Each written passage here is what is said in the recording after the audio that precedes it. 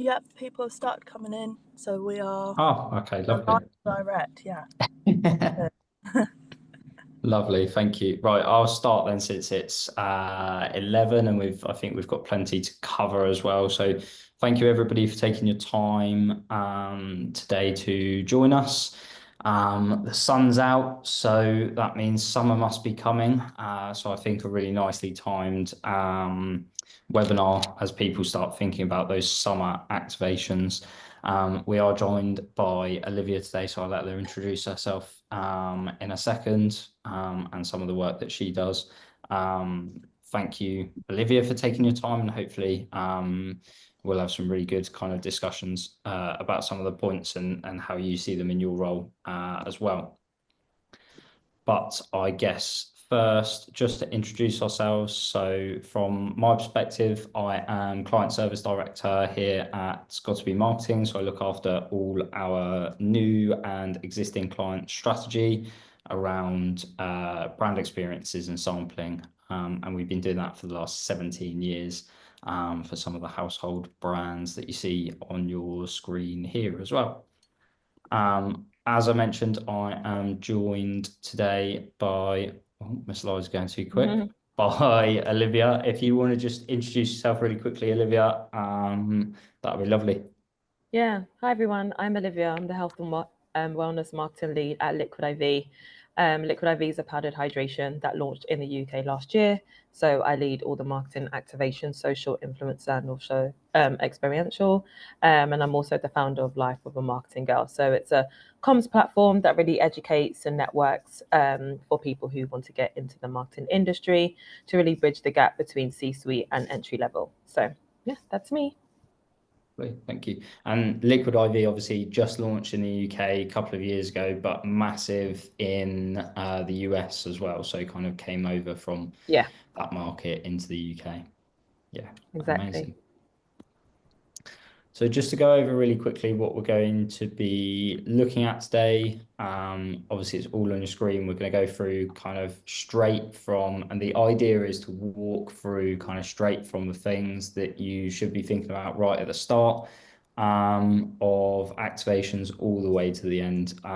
We'll have loads of bits of things from both our own experience, but also Olivia's experience throughout, just to kind of highlight some of the points that we're making throughout. As ever with these webinars, we do like as much engagement from people that have joined us today as possible. So if you do have any questions that you want answering, fire them in the chat, and our lovely moderator for the day, Aisha, will kind of direct those as and when we need to.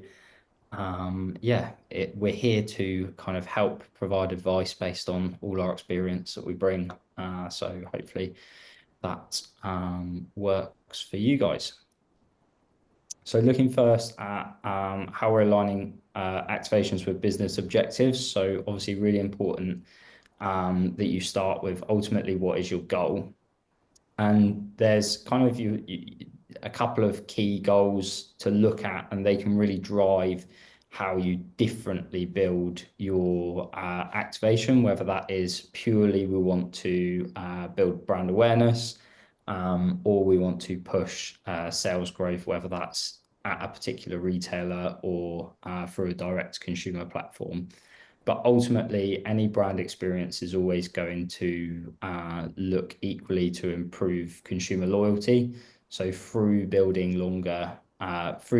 deeper emotional connections with the brand, we can kind of inspire loyalty from that perspective.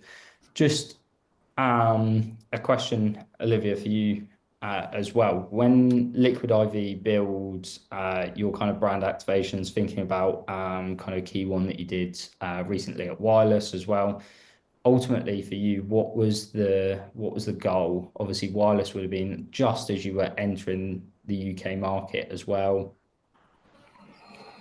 For us, it's really about, being strategic in terms of how we want to show up and just staying close to the brand IP. So strategically position ourselves at a festival such as Wireless, just making sure that we, meet consumers where they are. And let's get ready for Mother's Day. sorry, that sound on my side. It's all about, meeting consumers where they are, right? And, our one of our consumer profiles is that bridging that gap with Gen Z and like millennials, because obviously we're trying to hydrate the nation and make it accessible for everyone. So when we think about those moments, where are those customers at? It's all these huge moments in the summer. So it's super important that we meet them where they are and make sure it's at a place where there's a huge footprint. So, the word can spread, and we can really, get them in that moment of need. Yeah. So massively focusing there predominantly on brand awareness, then finding a place where you can maximize visibility and showing audience as a really kind of key important part of that as well. Of making Exactly. sure that that event that you were at really aligns with your audience as well, which I guess goes on to the next points of kind of ensuring that you understand. And I think events is one of those really unique ways that you can really easily target the right audience, because there are particular events like, the type of person that's going to wireless, right? The type of person that is going to a beer festival, a food festival, whatever it might be. And they can give you that really good into a particular audience in that way. And like you say, show up where they actually are, and build it that way. One of the sticky ones that we always come across, I'm sure with a big US brand, less so on your end, Olivia, but I'm sure no budget is ever big enough. But working with budgets and timelines, so realistically looking at, so just out of interest as well, I guess, Olivia, something like wireless, how far out did you start planning that I think for beforehand? us, we launched Q2 last year. So, and wireless is in July. So if you think about it, like 3-4 months.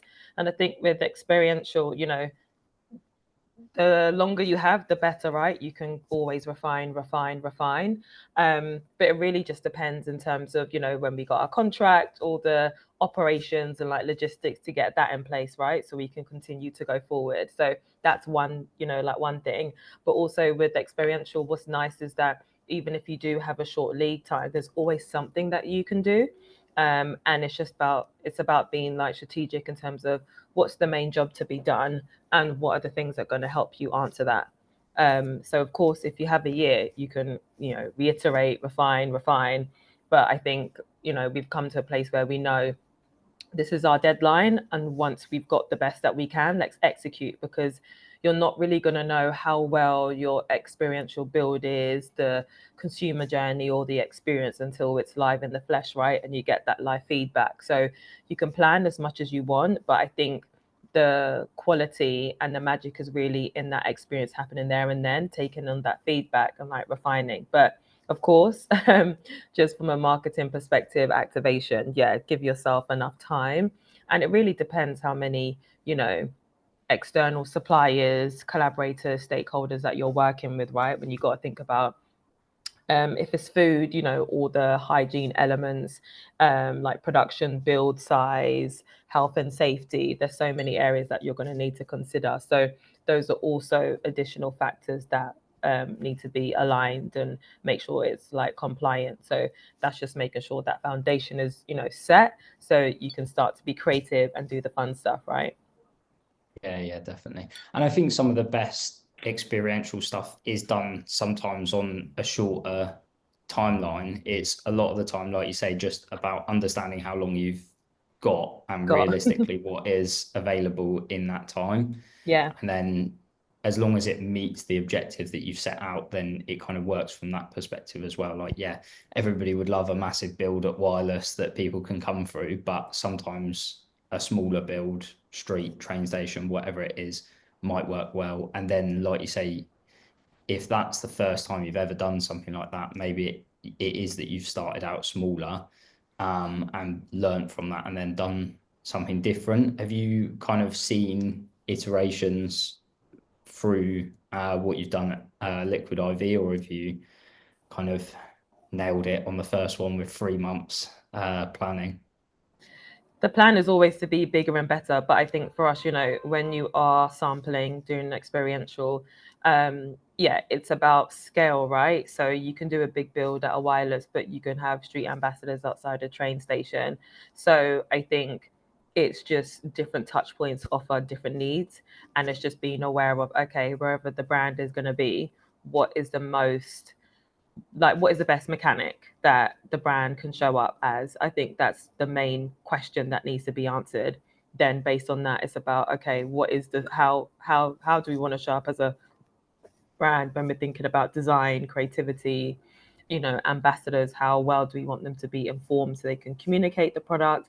Are we going to have any entertainment that allows consumers to experience the product more than, you know, getting the product in their hands? So there's all these other like variables, but I think, you know, the smallest activation, whether it's just 2 people versus a whole build, is just as important, because they're going to like remember that, right? That's how they're going to be able to create that emotional connection with who you are, where they were, what the experiences was like. So every size matters. It's always, I think it's most about making sure the experience is consistent, so they understand what the brand is offering versus other competitors. Yeah, makes sense. And I think that goes massively into kind of, I guess, setting goals alongside that. Is it's being realistic about what you can achieve at what you're doing, and looking at. I mean, a lot of what we do is look at foot traffic, and actually how many people are we going to reach, and what are we likely to get out of this? Because that's always a question that we get from brands, is what can I get out of this? And sometimes, again, that goes with aligning those goals with your aligning what you're measuring with what your goals originally were. Was it conversion in store, or was it just pure reach from that perspective? I think one of the really interesting things that we have started to do a lot more as well is finding ways that brands that are complementary can collaborate as well. So we're doing something with students at the moment, in about a month's time, where we're looking at brands that can collaborate across a student audience, and really complement each other. So when you're building the experience, is it about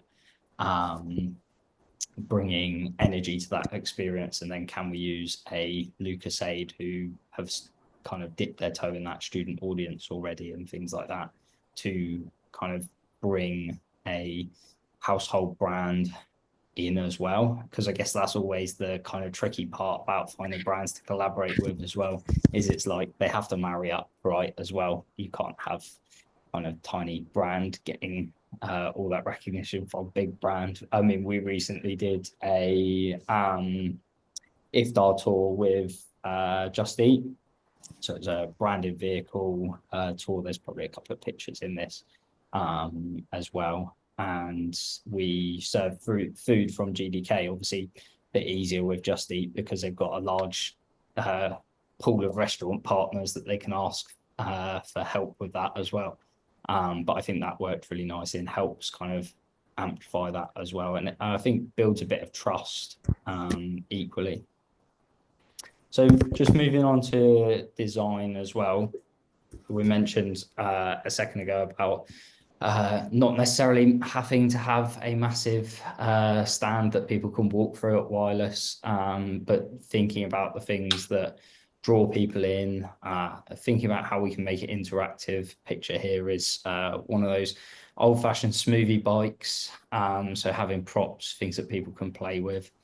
But ultimately, I guess for us, we always try and focus on how we can increase dwell time at the stand to do a bit of education. And I can imagine that's very similar for Liquid IV.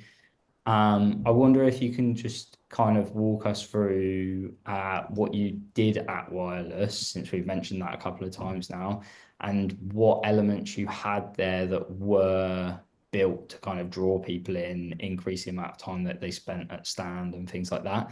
Because I guess there's a balance, isn't there, right? Is there's reaching people and just giving the brand to people and then walking away. And if I ask them a week after Wireless what brands they engaged with, them not remembering you.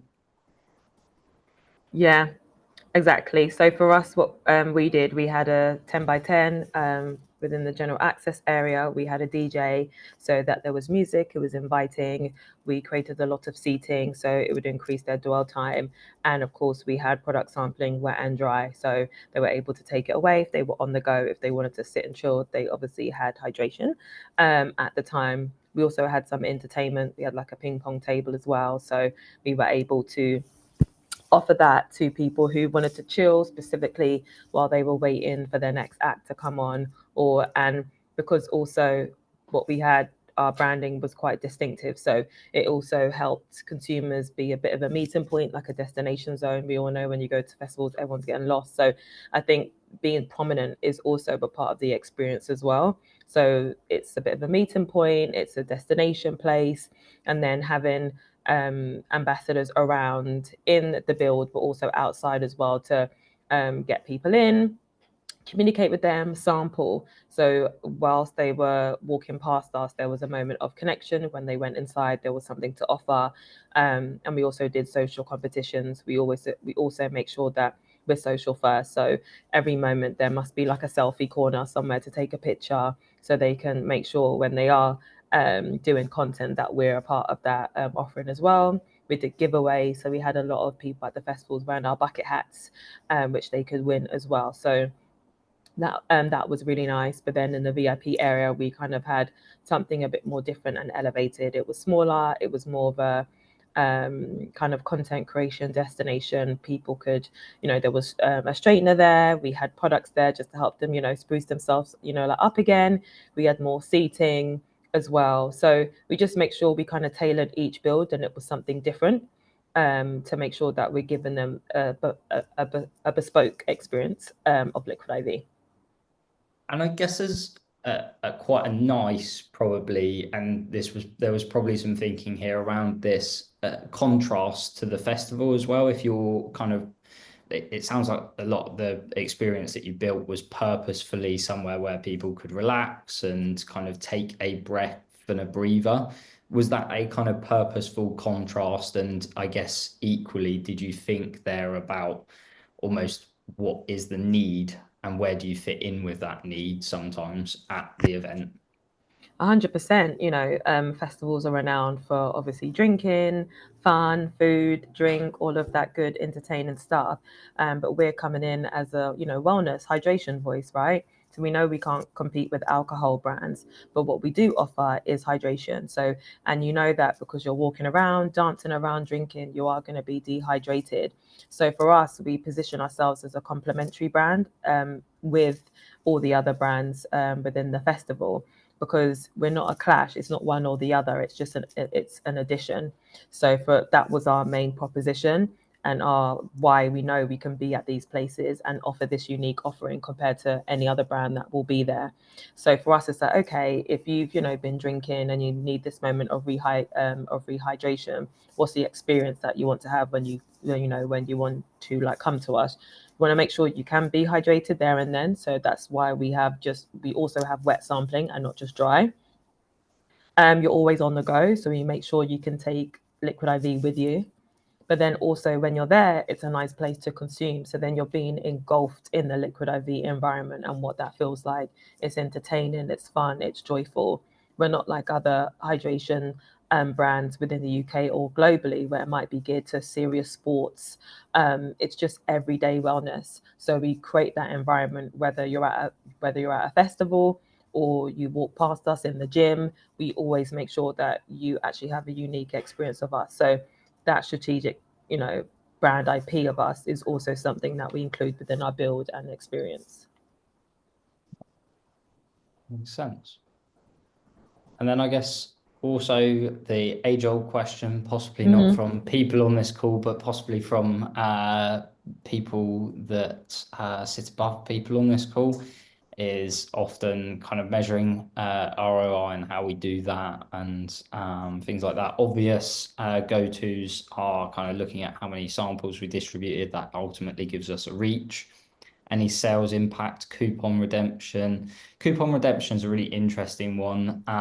We often see low levels of coupon redemption if you're kind of pushing something in store. So if you've done like a proximity to a store and you've given a coupon out, then actually the coupon redemption rate in store isn't massive, but you can see a sales increase in store. So it's kind of like a weird contrast where people have clearly just not used the coupon yet still gone and purchased afterwards, which is really interesting from that perspective. And then I think one of the things that you mentioned is obviously being social first and how people are engaging with you. I guess during something like that, but equally after that as well. If we look at something like the wireless activation or anything else that you guys have kind of done, it's how have people engaged with us? And I guess equally that gives you a hook to those second touches that are more online as well, once you've kind of engaged with them offline and in person and made that really real from that perspective. So then looking at kind of, as I mentioned, doing that kind of before, during, and after. Whenever we look at activations, we look at how we can build them in these 3 stages. So what are you doing before, during, and after the actual activation itself? So whether that's looking at social media teasers, Olivia, you spoke a lot about how being social first, and I know you mentioned a couple of kind of influencer things and stuff like that, of building that brand awareness beforehand so that the brand is more familiar when people actually come to stand. I mean, something like Liquid I.V, it's probably not as much of a challenge to get that kind of brand awareness before people engage with the brand, but kind of having that familiarity really helps with people then wanting to come to stay to the engagement as well. Yeah. I just wanted to touch, obviously you said a lot of the stuff that you've done is kind of social first from that perspective, using a lot of areas that I guess encourage people to take photos, share things like that. What are kind of some of the best things you've seen? We all know we live in this world of user generated content is king. We're seeing kind of wherever you can get something on TikTok, wherever you can get something that looks a bit kind of, yeah, more rough and ready is better. What are the kind of key top things that you've seen or done that can push people to do that? I mean, you can give people photo frames and photo walls and stuff like that, but I feel like this is quite 5 years ago potentially. Yeah, for sure. For us, it's really critical for us to work with influencers, their partners. You know, we have a community and that's how we see it. So when we are at these activations, specifically at festivals or big events, we include influencers to activate some of their deliverables there, because that will actually help proactively kick off content and make that more of a campaign versus just more, oh, attend, but there's no guarantee. I think you also need to give an offering for them so they can come, activate, experience, create the content, right? And that will start the sort of hype that we're trying to create. Also, is to have social and production in-house, or obviously working with an agency so they can produce content from a brand point of view. So whether that's consumers coming up and then you're capturing that on social, potentially you're working with an in-house, social team. Maybe you do like vox pops in, like interviews there and then, like making sure that you translate the physical experience online. That is the main tactic, is what you're trying to achieve. Because obviously, if you weren't there, how do you know it even happened? It sounds quite cliche, but it's how are you making sure you capture it. Like if you wasn't there, you missed, like you missed out, because that will help you set up when you do the next experiential activation, and giving people like a throwback or showing what like what you did and the hype that you like generated. Is, I think, using social as a vehicle is really critical to help amplify the activation that's been built. Yeah. And so I guess that's the old saying of the tree fell in the woods and no one was there to see it, kind of thing. Have you ever, it may not be your space in the business, Have you ever taken content that you've captured at an event and utilized that for paid as well as organic, or where does that generally sit when you capture content from an event? 100%. I think we try not to distinguish between paid and organic. Everything we generate is organic, and if it's performing well, that informs us to amplify it more with paid. So every moment for us as a brand, we see as a social opportunity there and then. Where when we were activating at stations, we got social, like content. When we were at physical exercise events, every moment needs to be captured on social. For us as a social first brand, if you haven't captured it on social, then what are we, And I think it's going back to your overall objective is want to create this experience moment in time to connect with consumers, but some of your consumers are online and you want to convert them, and you need to make sure that you're having a story to tell in terms of what you did, and at this event or at this, like at like this space, so you can continue to amplify the storytelling. And social is a great tactic to help you do that. It's a great tactic to convert, people that were considering your brand to actually convert to actually purchase. So it's a small investment which can actually give you bigger ROI. So I think it's really critical in the day and age that we're in. Yeah, it makes sense. And I guess ultimately something like wireless, I've never been to wireless, so I've got to admit 20, 30,000 people go to wireless, and Yeah, you're probably engaging with 20, 30% of those. So actually your real number of people that you've reached isn't anywhere near as much as you can on socials. So I guess that ultimately that experience can be equally shared by people on social, just not physically. They'll be able to still see what happened and they'll still have part of that experience as well. exactly. That's so important. Yeah, agree. Ooh, that video just played out loud for me, or started to at least. And then just thinking about the after as well, in terms of kind of how you follow up with that. And I guess that comes really nicely from social a lot of the time.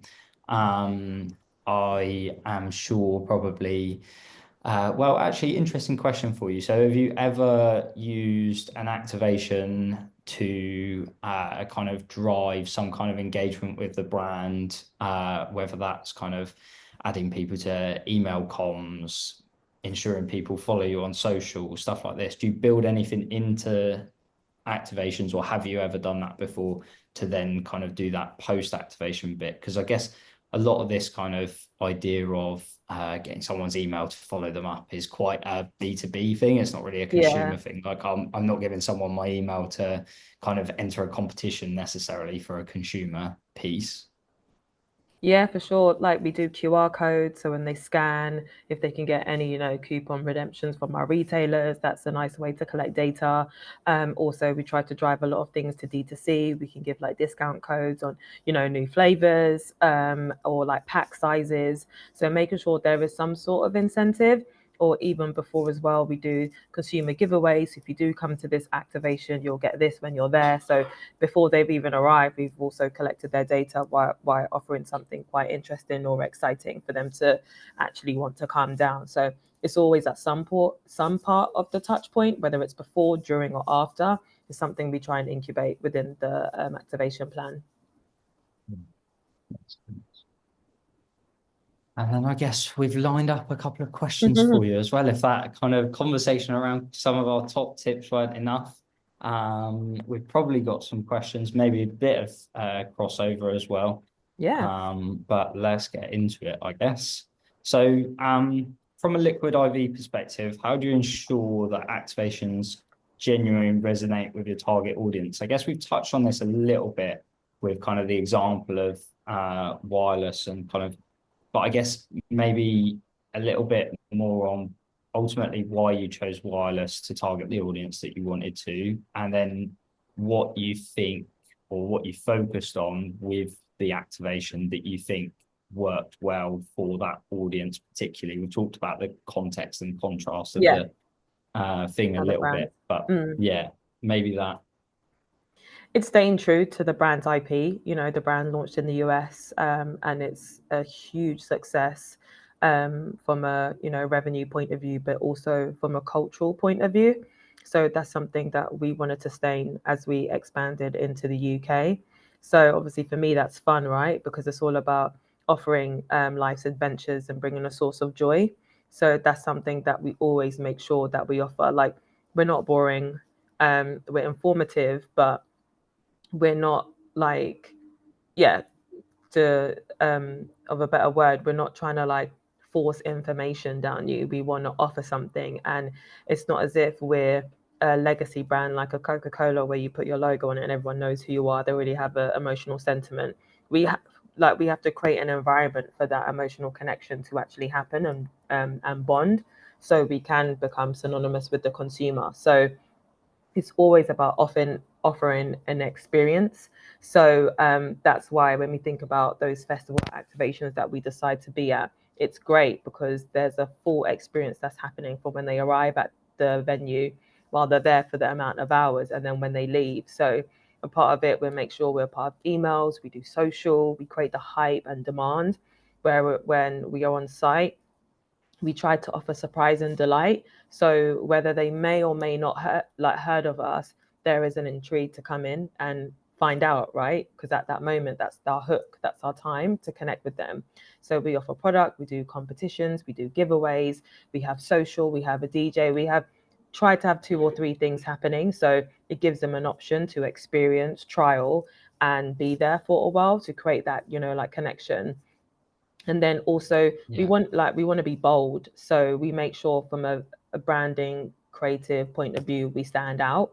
So when people see us, they feel like, okay, we are a cool brand. We don't want to be boring. With the polar opposite of that, we want to be your cool friend, your hydration friend. Like, okay, you need to drink water, but I need to do like better.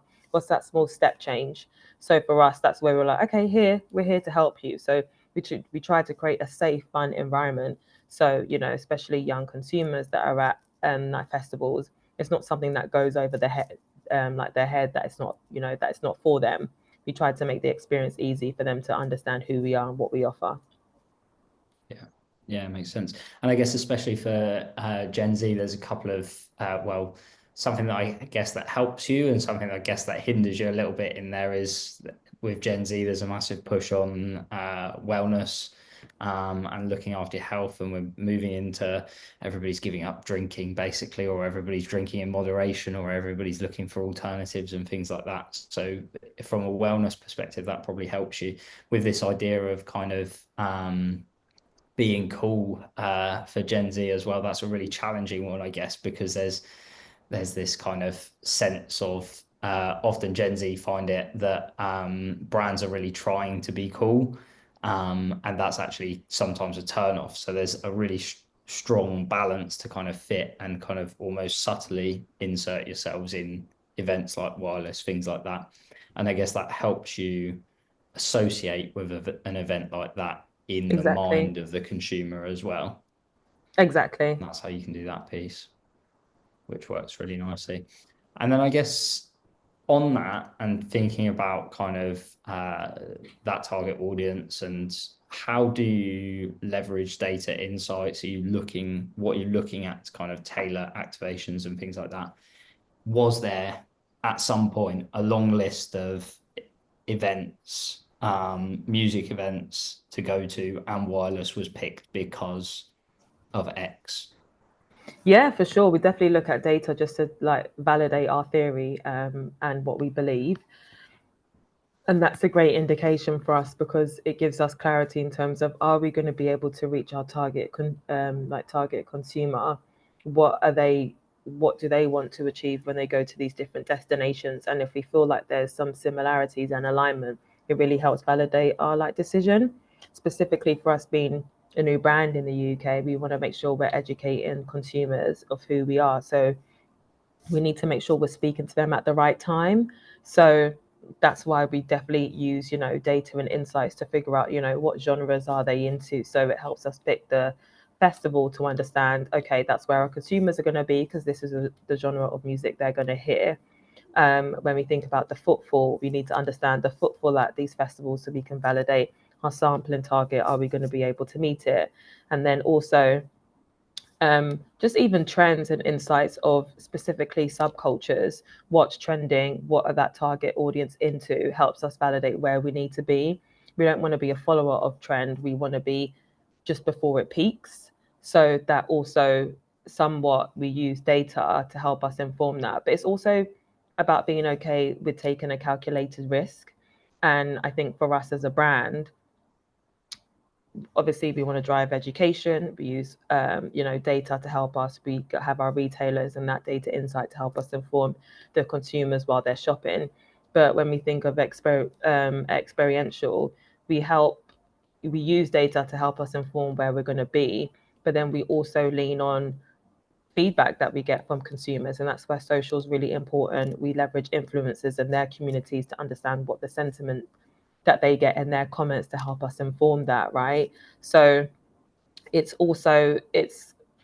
collaborating that science with the data, but also the magic of seeing the sentiment, what's happening in culture, what's the vibe to validate where we should be. And I think if you want to be, not just a follower of trends, but a leader in trends, you have to take a risk, and you can't just hold on to data as the lead to make your decision. It needs to inform what you believe first. And I think that's how you're able to continue to innovate versus following. Because sometimes by the time you jump on the wave or the destination, it's too late, someone else is already there. So it's a fine balance of striking how to use data to help inform what you see and believe versus just leading with data and going blindly on that, because it can always change, because we know consumers are fickle. So you have to find that balance there. Yeah, and I guess that goes fairly nicely as well to what we were discussing kind of really towards the start of being quite dynamic and being quite quick to react with some things as well. Agree. And not all experiential needs to be really planned out. It's okay, we've spotted a trend, just as you would with any of your social content or anything like that. We've spotted a trend, or we've spotted an event that looks like it's really good for our audience and got really popular over a short period of time. Let's kind of jump on that. Where can we insert ourselves into that? And going through that from that perspective as well. We know lots of brands, especially with sporting events. So things like when England do well at the World Cup and stuff like that, lots of brands have to be very dynamic about getting out to things like that, whether it is, so we see a lot of it on social, but actually a lot of it happens in the experiential world as well, whether it's just your simple street stuff to jump on footfall that's going to be increasing because of stuff that's happening around as well. And then I guess we touched on this a little bit earlier, I guess, in that last question in terms of choosing events and activations that align with your goals and demographics. I guess a slight adaptation of this question, maybe because we've kind of covered it a little bit there, is also looking at kind of what type of event feels right at the time. So what things are you considering when you're choosing different events? So I guess why would Liquid IV want to pop up at a train station to do some simple brand in hand with some ready to go packets versus why would they want to build a 10 by 10 sampling station at Wireless? Yeah, for us, it's just about understanding the key usage occasions. So when is this product going to be consumed and why are the reasons? That really helps us validate it. So obviously the first one, Liquid IV is a powdered hydration. It helps you replenish the electrolytes lost when you're sweating. So that answers that. So of course that's exercise, right? So that helps us pick, okay, we need to be at gyms. We need to be when there's exercise events happening, whether that's run clubs. We see a huge trend. There's the marathon. When we think about music, because we're speaking to that younger audience, that's a nice way to connect with them, because when they're at festivals all day, walking around dancing, they are sweating and they are going to be hydrated. And we know that they may stay and not drink water and then end up having, feeling really like sluggish at the end of the festival. So it's a nice time to meet them at that need state. And for a product like hydration in the UK, the category isn't big. So the only way you can educate consumers is allowing them to like trial that, and they see that instant feeling that they have. And we've solved that problem in that moment right there. So then it increases the repeat rate for them to walk into a store, go down the aisle and be like, oh, I know that brand. Oh, I took it at Wireless. Oh, and I felt so much better. Let me just pick it up. Then they get a 3-pack, which is an entry point. Then when they get used to the product, then they upweight to a 6 count or a 15 count. And then now the brand is a part of their everyday habit. So it's really impactful when we think about where are the key need states in terms of when the consumer is going to need this product, and we make sure we show up as an entryway to introduce ourselves, create that emotional connection experience. So when they are going down the shop floor, when they see the brand, oh, okay, they can remember how they felt when they consumed. And then again, which will help them convert. So it's really critical in terms of where we're showing up. Yeah, makes sense. It's all really about, like you say, there is mapping when are people going to use you and then being there in that moment. Because, like you say, ultimately, then you're showcasing the need that you're fulfilling. And I guess for you guys, as you say, where the category is slightly smaller in the UK, is people aren't aware of the solution in that need state. They'll go for your traditional ready to drink hydration drink. They'll have an energy drink or something, and go down that route as well. Obviously, we've spoken a bit about research about events and stuff like that. Are there any particular kind of determinant factors for that you think about before committing to an event? Is it right, we're purely focused on reach? Are you asking events for, can I have a detailed breakdown of demographics and stuff like that? Yeah, for sure. We definitely ask as much as research as we can get, because it will just help us be more informed and validate what we believe. But I think for us, I guess because we've seen the success of the brand in the US, it really is a good benchmark for us to always continue how to push forward and like innovate. So research helps us do that. And I think, for brands such as Liquid IV, because it's a powdered hydration brand within the wellness category, but how we're positioned in market is as a lifestyle brand. So that also helps us inform our decisions as well. We don't have to just act like a wellness brand, because we all know it is kind of put in a box and we want to break those boundaries. So some of our decisions also is inspiration from other like categories and being the first to do it. So whilst we research to make sure we speak to our AB, customer who has the spending power to purchase the 15 count, which is more expensive, we're also being quite disruptive in where we show up to surprise and delight people. So that will entice them to trial the product and get them at the entry point of a 3 count. So we try to do things that are not as traditional.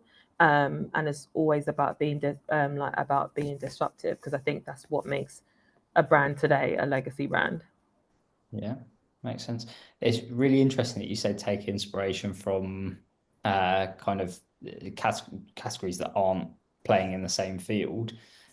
Where are you looking for those kind of different ideas as well? Because I know as an agency we kind of see a lot of those different categories, because we'll work across tea, coffee, all the way into alcohol, soft drinks, and then kind of your confectionery, snacking brands and stuff like that as well. Is there anywhere where you've gone like that category always does it really well at showing up in the right place and things like that?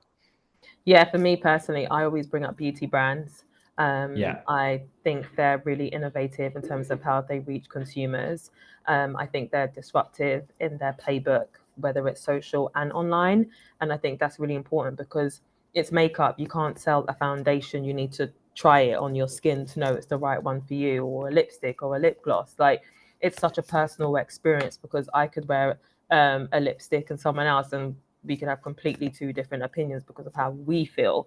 It's such an emotional experience. So I think what beauty industry have been able to do is break the boundaries and offer in such a disruptive experience. I think they do CGI really well. I think the influencer events, how they leverage influencers to help tell that story of the collection or ranges, I think is important. So a consumer, when you go in store and you see like, oh, I saw that, oh, I saw that, it's just that like synonymous connection, which I think is done really well, specifically for a brand like us, we can educate you as much as possible, but the real solve is when you trial it. So we need to make sure when we're activating, we're creating that hype, we're creating that demand, so people feel enticed to actually trial the product. And I think beauty is a great category in, like doing that, because gone are the days where you go in retail and you've got the shades at the end of the counter, but you're still gonna need to trial it, right? But all these other elements that they do, like the mini packs, like the sampling, the trial, the ambassadors, all the way through to retail, where staff needs to be fully trained on the products, they can speak to me and someone else. I think it's creating that variety, which I think is really critical for us as a brand to make sure we speak to different target markets.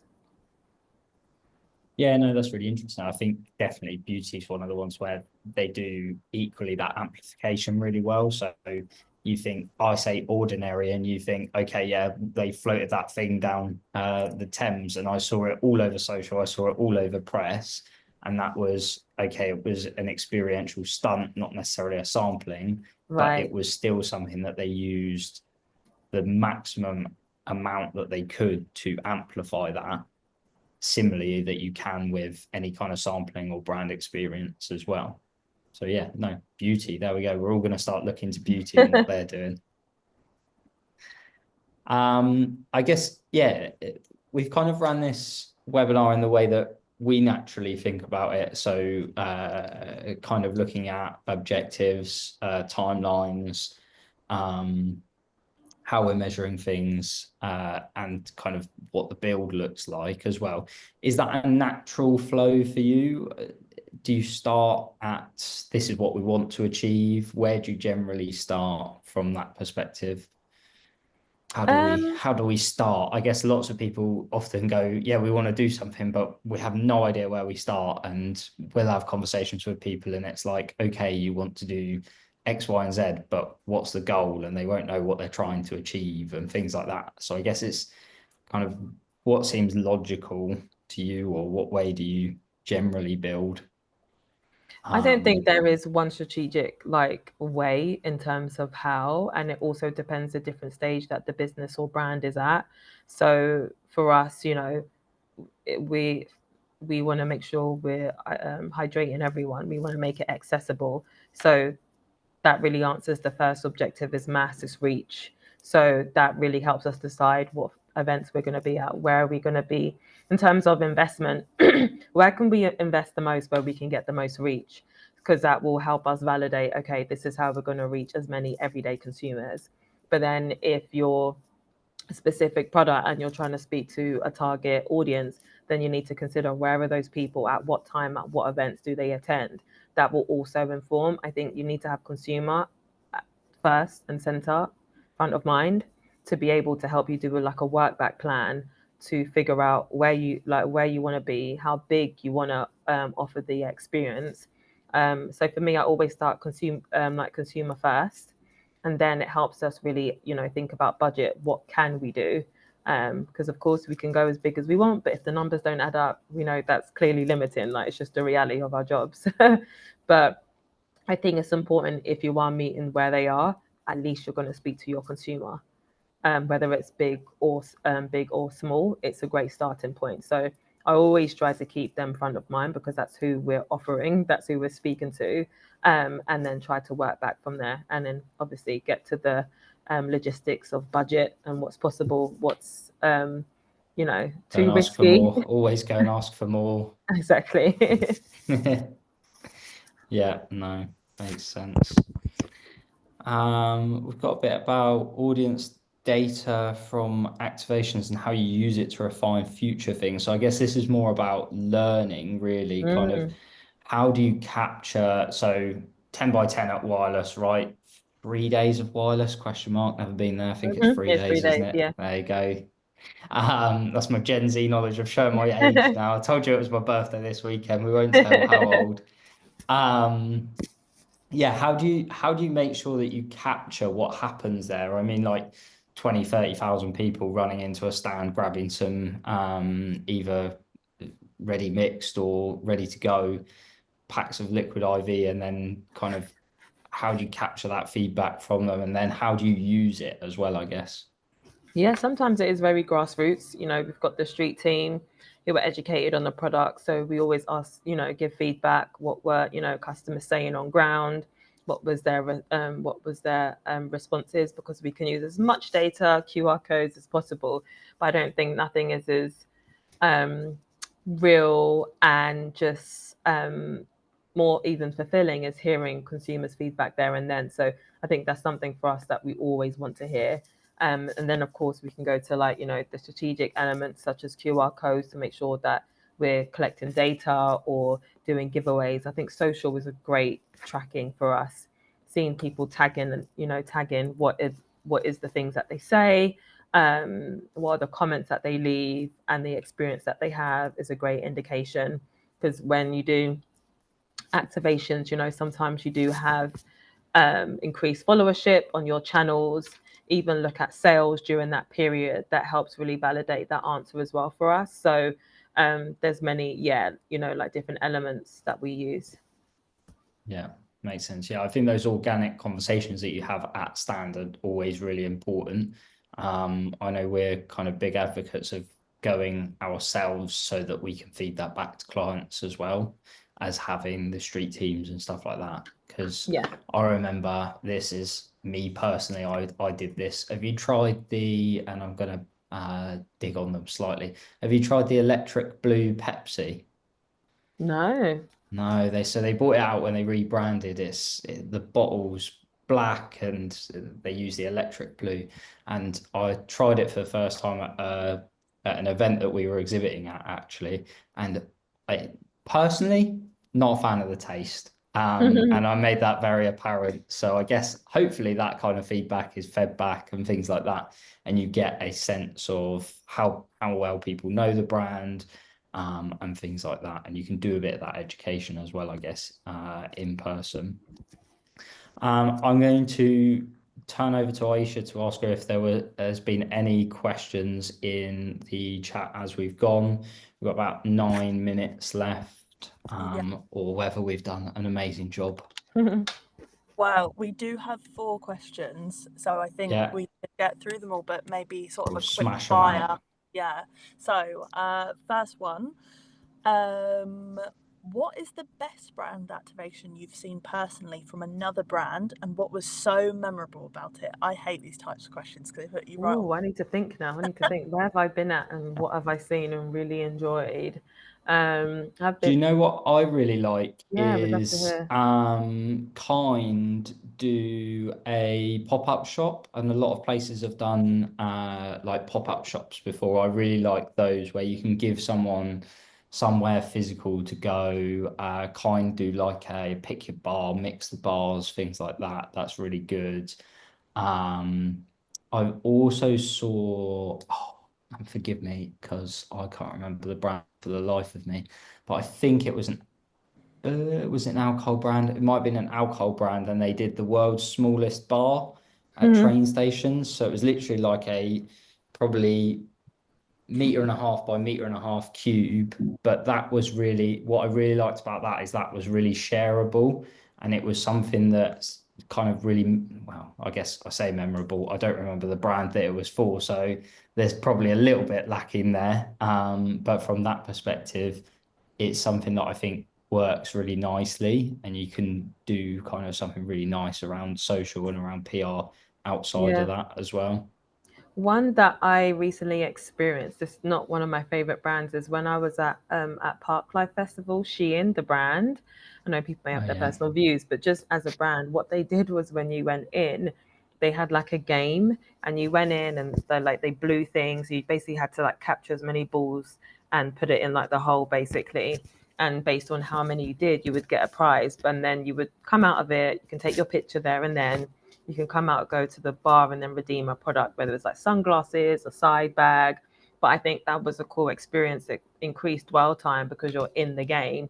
But then there was a huge incentive, and it was product. So, people may have taken pictures with it. So I just thought that was really cool, because you just don't go in and get something. You have to actually be a part of it to actually attain something. So I thought that was quite innovative, specifically in a festival where everyone's like in and out. They kept people in quite long.